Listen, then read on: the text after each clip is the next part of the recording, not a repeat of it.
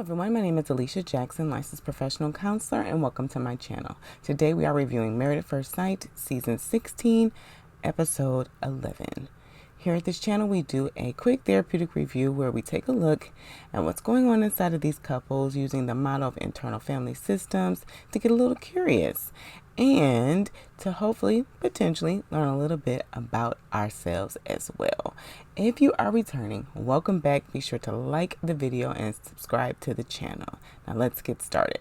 First, we have Clint and Gina. Now they are putting their best foot forward. They had a group date with Nicole and Chris as they, having fun, just trying to enjoy each other a little bit more, doing some fun things. The touristy tour, that was actually, very hilarious. The tour guide thought they were swingers because they both were married on the same day. And they got to taste a lot of different flavors of moonshine, which we find out didn't really set well with Clint's stomach. But they are celebrating their month anniversary, and so they decided to relive Jamaica, kind of do a do-over because Jamaica didn't go as well for them. And so they go to the waterfalls, and Clint is emerging into the process. He is swimming, and Gina, she's with her dog. And so I'm curious if what's happening right here. I know that she's saying things are warming up, right? She's warming up to Clint, and also, she said she's enjoying the fact that he has this part of him that's adventurous and this part that doesn't take life too seriously, and she's really appreciating that about him. However, it still seems like there is some distance there. Right, so they are coming back to the room or to their shared apartment, and they're having oxtail, which is, a traditional Jamaican or Caribbean dish. And he's like, "Oh my goodness, a bone," because their oxtails tend to have a lot of bones in them. And he's asking her about the animals that she's ate before, which was an interesting question.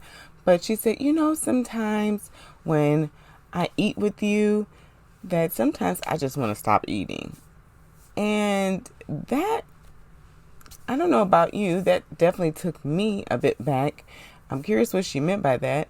What came up for me immediately was that there's a part of her that's disgusted by eating with him, or she loses her appetite. Clint definitely made a face, but kept going. Like he didn't deal with it. And I know they're saying that they're focusing on the positive things. Like whenever they talk with the couples, they're saying they're focusing on the positive things, which are great. And at the same time, the issues that come up, the mishaps, the words that maybe not land right but still hurt, need to be discussed. And I noticed this is a pattern a little bit. Like when Gina said that Clint had gingery features in the moment, he didn't address it. But then when he made his slip, then he addressed it with her.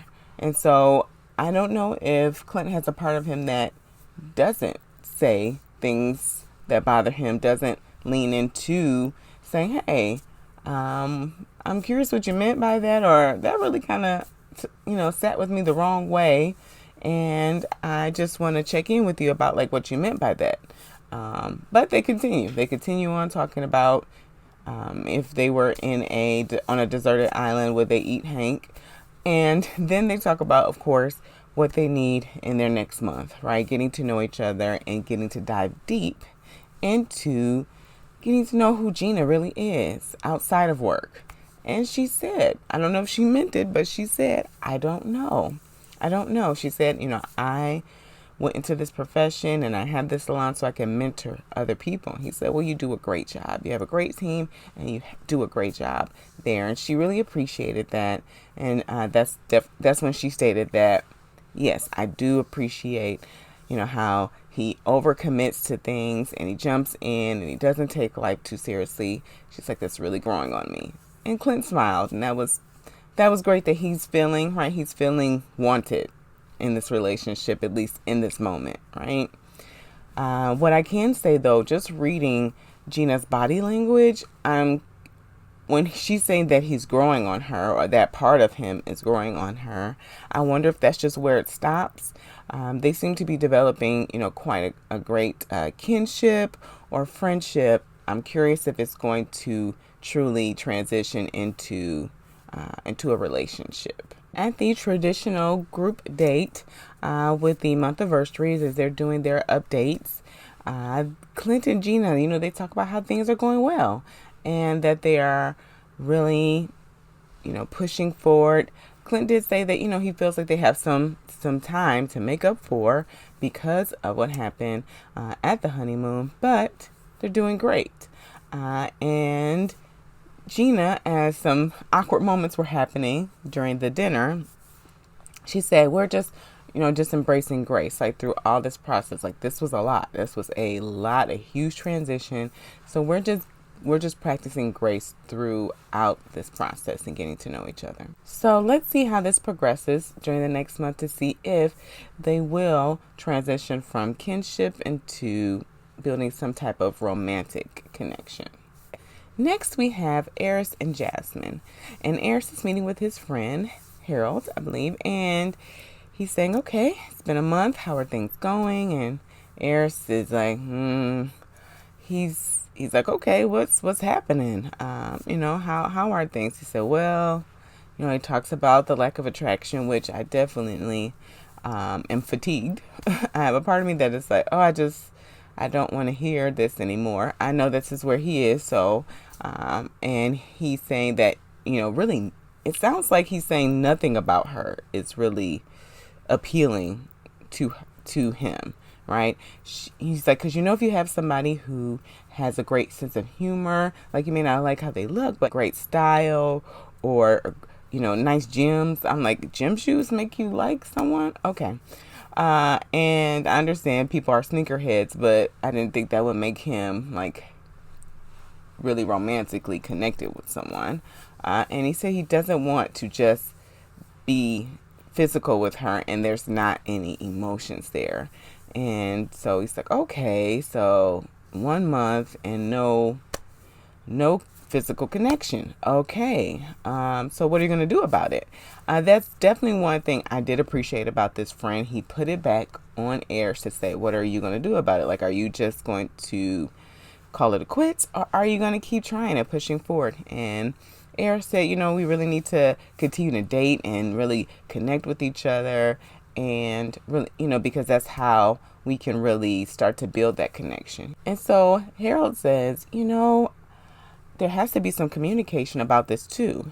He said, because who knows what she's thinking. And if you're not communicating to her, she might be thinking the same thing you're thinking.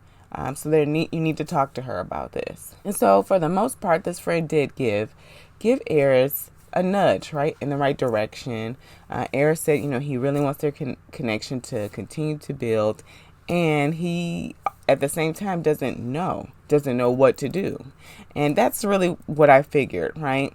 Eris has some really young energy. I definitely saw it in this episode. And I'm also getting a better understanding of how he shows up socially as well.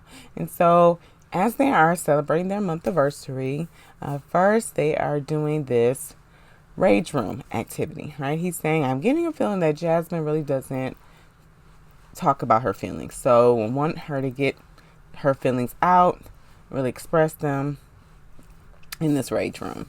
And so Jasmine said, I have a lot of aggression built up, so this is going to be good. And Eris said, just the world, everything that's going on in the world, that's really what's stressing him out. And I don't know in that moment if he was being completely honest with her. I really feel like he has some internal struggle right there, right? So there's a part of him that really wants to be honest with Jasmine. And there's also a part of him that wants to spare her feelings, right? And so I feel like the stress of this relationship is also getting to him as well. But in the moment, he didn't feel comfortable enough to say that. And I understand why. And at the same time, it's not giving Jasmine enough. Like, she laughed in the moment, but it's not giving her enough, right, to know and to connect with him, because that's what she's looking for, true emotional communication and expression. But they're having a good time in this rage room, and they go and sit and kind of go through their pictures, and they read their vows, And Jasmine said, hey, do you feel like you've stuck true to your vows? And he said, actually, no, I don't. And, I really let some things get in the way. And definitely the next month, I'm going to really make an intention to do better and be better. And so Jasmine, looking at these pictures, she's like, yeah, I really was happy that day. And it just tugged at a part of me. It seems like a part of her is just like very discouraged. She definitely said that, in the moment I was so excited about what this could be, so excited about my marriage. And now I am definitely at a place where I'm more guarded, right? And that's what happens, right? When we experience the hurt, we come back with being guarded. And because she doesn't want to keep putting herself in a position where she's going to be hurt. So on their month anniversary date, he's saying that, at the beginning he was a bit checked out. And so he's trying to be different. And he's also trying to be truthful. And at the same time, he wants to make sure he's not hurting her feelings. And she said, well, what do you mean?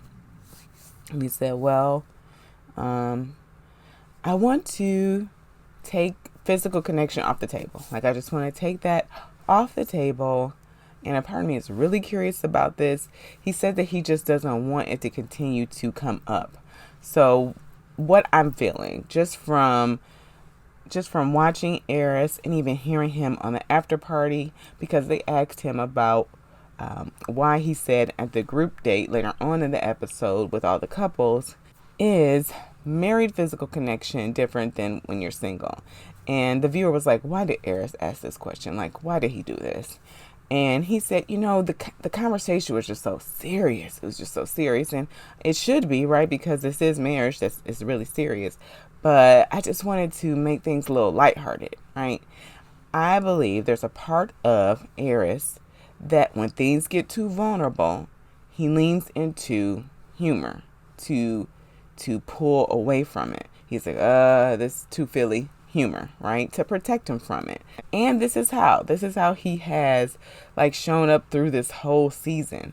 And unfortunately, the topic that he leans to try to still be intimate and connect with her is usually physical intimacy. He talks about it all the time, right? Even their first dinner, their first night on the honeymoon. What's your favorite position, right? Just something that's lighthearted, not really serious, not vulnerable. Like, that's a part of him that he feels uncomfortable sharing, it seems, and also doesn't really know how to do it. So Jasmine says, I'm not expecting for that to happen, which a part of me is like, oh my goodness, I'm sad about that for her. And at the same time, there's another part of me that's saying, well, absolutely, right? Because her guards are up, right? She's not in a space where she's even wanting to do that because she wants to connect with him in other ways. So she said, hey,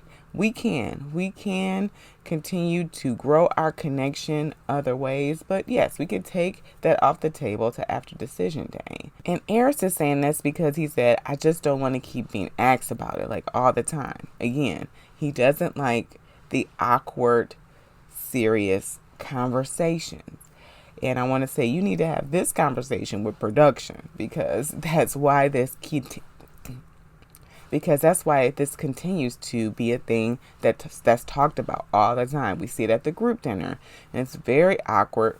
Nicole is asking very, very intrusive questions, and Jasmine's put in a place again where she has to say that Eris isn't attracted to her, and so I'm attracted to him. So I'm just gonna have to wait and see, and if it doesn't happen, I'll have to accept it. There's a part of her that's very, very defeated, and that's preparing her for the worst case scenario.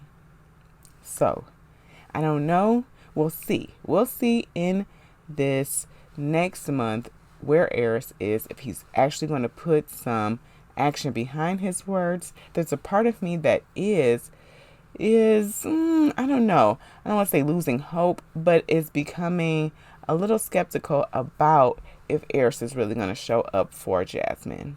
Next, we have Nicole and Chris. Now, Nicole's father is visiting, and he's checking out their shared space. And okay, there's a part of him that's really giving Chris a hard time. He said he didn't even remember his name. And then as they're touring the apartment and they come across the dog bed, he's like, oh, is this where Chris is sleeping? Oh, Dad, I understand. He doesn't like this process. And so because of that, he's giving Chris a really hard time. They have a moment together, and Chris is saying, things are going well. He can't believe that they are making so much progress in a month. It feels like they've known each other forever. And Dad say, yeah, that's great, but let me tell you, okay, this is the honeymoon phase, which Dad is right? And he's saying marriage is hard and Nicole is hard. And so if you take one step back, Nicole's going to take one step forward. And he's really concerned, right? He's really concerned about Chris's voice not being heard. And it feels like Nicole's had some kind of conversations with her dad about Chris, which, it's, you have to balance, right? What to share, when not to share about your marriage.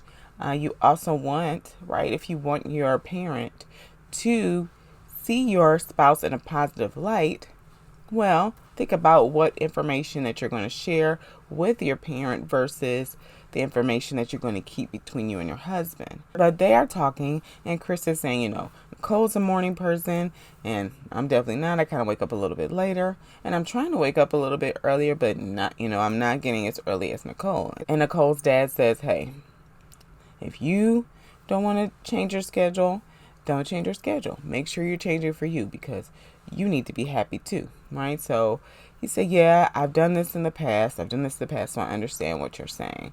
And then off camera, Nicole's dad says that Chris needs some BDE. And that is a bit harsh, right? That's a bit harsh.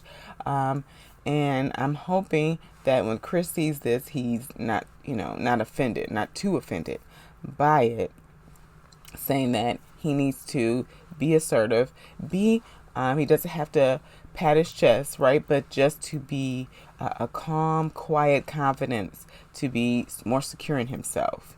And I hear Dad. And at the same time, that's not Chris, right? He has this part of him that's overly nice. He also has this part of him that does get pretty young and pulls on Nicole's nurturing energy as well.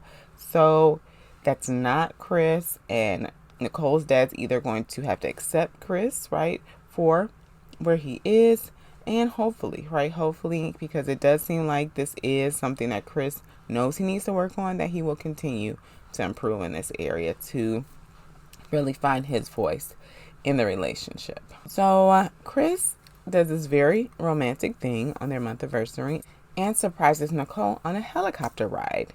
And so they both never done it before. And so they're having fun on the helicopter. Nicole said, that Chris goes out of his way every day, but this is so sweet. And she's really liking the fact that she doesn't have to question, right? She doesn't have to question whether he likes her or not, right? Because he makes it clear he does. And he does. He makes it very clear that she's important to him. Now, as they're watching their video on their wedding day, Chris is in the moment. And both of them really are, but Nicole is. She is really focused on the fact that she didn't like her hair, she didn't like her makeup. I remember something to the degree that something happened and some things spilled on her and she had to redo her makeup really fast before she walked down the aisle. So she's like, I really didn't like it. And Chris has a part of him that is concerned. He's concerned about how she is being really critical of herself. And he's saying it is becoming a place where it's annoying. In the moment, he just kind of reassures her, like, hey, you look beautiful that day. You look beautiful in that moment. I just want you to stay there because that moment was really beautiful for us. And Nicole said, hey, for better or for worse. And so what I hear Nicole saying indirectly is, this is a part of me. I am critical. This is me. I do have a part of me that is critical.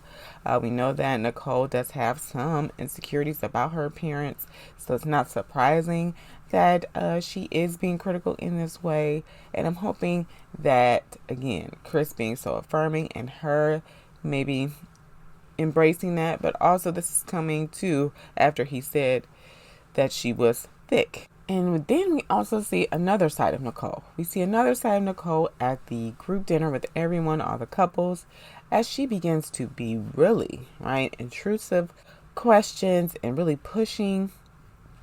So then we hear at the after party, Shaquille says that Nicole will slide little notes under their door to give them hints and strategies on how to connect. And that is helpful, Nicole. I'm hearing the intent, and at the same time, it is she is inserting herself right into other people's relationships. And Shaquille said, "Hey, we know that's Nicole, and we just love her for who she is." Yes, and also, I know Nicole may say, "Man, we're the only ones that are really, progressing, and I want the other girls and, even the couples to have the same experiences." And Nicole gets pretty passionate about what needs to happen in other people's relationships. And so we see, right? We see this part of her that will kind of step over boundaries, right? We see this part of her, and so curious how that one will show up in her relationship with Chris. Last, we have Shaquille and Kirsten. And Kirsten is meeting with her friend, and she's saying that she's taking a while to open up because Kirsten said that this has been a lot, right? It's been a month, and there's been some ups and downs. And her friend is like, "Yeah, like this has moved really fast, and that's not you at all." And she said, "Yeah, and I really want Shaquille to really, just connect with me more. There's some distance there. He comes in, he just says, hey, he doesn't really try to hug and kiss me." And her friend was like, "Well, he at the reception, he was all over you. Like, did something happen in between there?" And my answer was like, yes. His confidence has taken a beating. Because Kirsten said, she's not physically attracted to him. She doesn't like his bald head. He's too funny, right? So all of these things have kind of made him push back. And he also stated at the after party, this was earlier in the season, that she didn't really want him to touch her. So there's some missed signals that are happening, and I don't know if communication is truly being clear, right? If Kirsten is saying, "I know before I was really not comfortable with you touching me. Now I really want to start to explore that in our relationship." And so also, for Kirsten's putting everything on Shaquille to do. Shaquille has to meet her. Shaquille has to touch her. If Shaquille comes in through the door, she can also go and greet him, right? So it can come both ways, especially since she's given him some pretty strict rules and guidelines about what he's supposed to do and what he can't do, right? So now he has these parts of him like, okay, I can't do this, I can't do this, I can't make jokes, I can't do this, right? And so Kirsten's gonna again have to meet him, show him she's also ready. She's putting everything on Shaquille. She did state that him not coming in and greeting her kind of feels like rejection, and he's spending a lot of time working, and she really wants them to spend more time together. Shaquille surprised Kirsten with a date at the skating ring, as going to the skating ring was something that Kirsten has done for fun with her family and friends, and she really enjoyed that surprise. They had a nice dinner, and Shaquille learned that Kirsten's really great at skating. And then the subject of quality time comes up again, and Kirsten's like, "I just want us to spend more time with each other because, that's going to really help us to get to know each other." Shaquille saying like, "Yeah, I still just want to know like who Kirsten is with her family, with her friends, like all of you." She said, "Yeah, we just need to spend more time together." And Shaquille said, "We don't spend time together? Help me understand." She's like, "Not really." And so Shaquille is a bit confused, right? And I understand why he is, because Kirsten is coming from a place where everything that's wrong in the relationship is Shaquille. Everything that's wrong, right? She does say that, yes, I need to do better with opening up more, and I'm opening up more day by day. And he said, "Are you really? Are you really opening up more?" And I don't know, right, if that's the case. because Shaquille said we keep coming back to the same space. So she said, okay, today, moving forward, I'm going to open up more. And I'm like, Kirsten, really? I don't know. I think Kirsten has made up in her mind what she's going to do, right? That's truly what I feel. And it's unfortunate that Kirsten can't be honest with Shaquille, because what he's telling you is like, you can't tell me one thing when I'm experiencing a completely different thing. And that's making him get frustrated, even more frustrated, right? So they're at the group date and Kirsten's giving her report about their physical connection, and she's like, yeah, it's just not there. So this is twice she's done this. And Shaquille said, well, I think we're connected. I think I see it. I feel it. And Shaquille is kind of hurt by this. And he's like, I don't understand. I feel like we're doing great. And then when we get in front of people, you say another thing. And Kirsten said, well, you don't ask me. He said, I don't ask you? She said, no, you don't ask me. We don't communicate. Oh, goodness. I can imagine how frustrated Shaquille is in that moment, right? Because we saw, right, just last week's episode, they have the mask on and they're communicating, right? And she's like, yeah, there's nothing that I have to share with you. And he said, I just don't understand. I don't understand. And so then she has this part of her that shuts down the conversation. Well, this isn't going to help our relationship, us arguing like this. It will help your relationship if you find some resolution through this conflict. It doesn't seem, though, that is something that Kirsten wants to do or wants to really be honest and share of herself in this relationship. And I just want her to communicate that to Shaquille, right? This part of her that wants to spare his feelings, or this part of her that wants to look good on camera and not be the mean person of the season, not be the villain, right? I want her to just be honest with Shaquille. I truly do. And just say what she needs to say to him. It could be that she has some fear around intimacy and vulnerability. It could be. And at the same time, it's not lining up. Like, it's not lining up. She keeps switching, and everything lands on Shaquille's lap to fix. And he's like, when are you going to show up in this relationship? So usually the month anniversaries is like a reset for the couples where we feel like some renewed hope for them. That's not happening this season.